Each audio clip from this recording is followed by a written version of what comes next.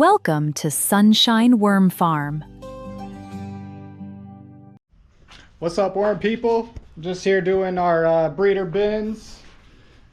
About halfway through right now. And I thought I might pull one out for you guys and show you the process on how I fluff everything, feed them, that sort of stuff. We're at day 12 right now, and we're gonna let these go for 21 days, so just past halfway. And we got a bunch of castings in here. Worms are looking good. We didn't have a ton of cardboard, so we skipped the cardboard this time and just did horse manure out of our pile over here.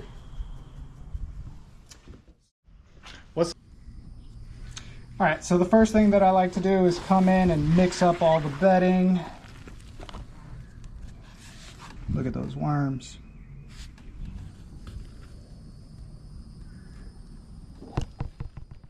Really well. The bedding ends up getting a little compacted after feeding and watering and then letting it sit for a little while. So we'll get in here, mix all this up really well. Makes it easier for the worms to travel around. And it gets the bedding spread around so that they can attack it.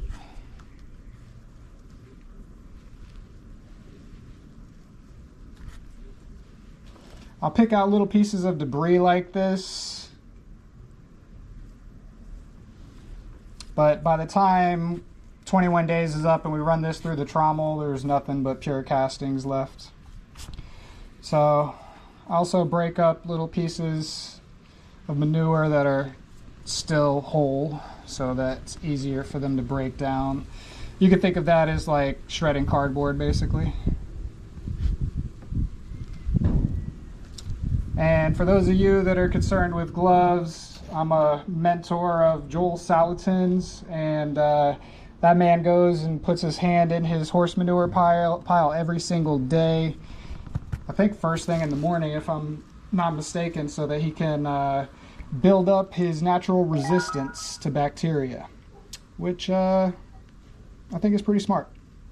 So let's get this worm chow and get these guys fed really well. Old milk jug cleaned out and a hole in the bottom so that we could just drop the chow right in there for them.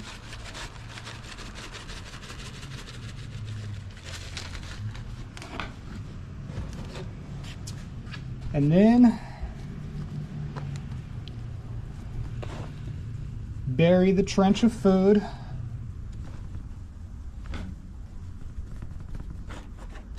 Doesn't have to be too deep. We're just trying to keep pests from getting to it.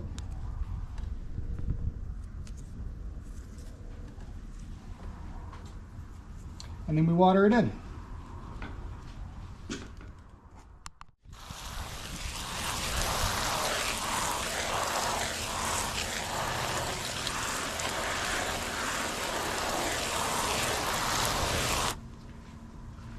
This one didn't need too much water.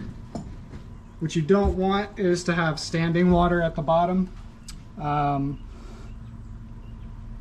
looks like a pretty good consistency. There's some drier material in there that will end up soaking up some of the moisture.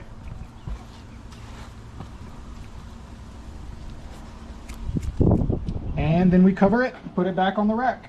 Do the rest of the 27 that we have left. So why don't we add any more cardboard or browns to the bin during the 21 days? So I've heard people do that. The reason why I don't is because there's still plenty in there for them. And if they run out, they're just going to refine their castings as long as they have food to go along with it and the moisture is good. So it just ends up with better castings for you guys, in my opinion. And so that's why we don't add any other browns to the mix when we're feeding. But that does only go for the breeder bins. As we're feeding the wedge systems and the CFT, we do add browns, being cardboard, paper, horse manure, some combination of all three as we're feeding every time we feed, which now is every 3 days. So if you got anything out of this, hit that subscribe button, hit that like button, and the bell, I guess, that notifies you whenever I'm putting up a video. And also, if you want to help out a small company that is just focused on helping people grow their gardens, grow their own food, bringing the best castings possible to the community, we are starting a Patreon. It's very cheap monthly, so if you want to help out, go ahead and click down below for the Patreon link. So if you still one of my favorite things to come in here and look at all these baby worms.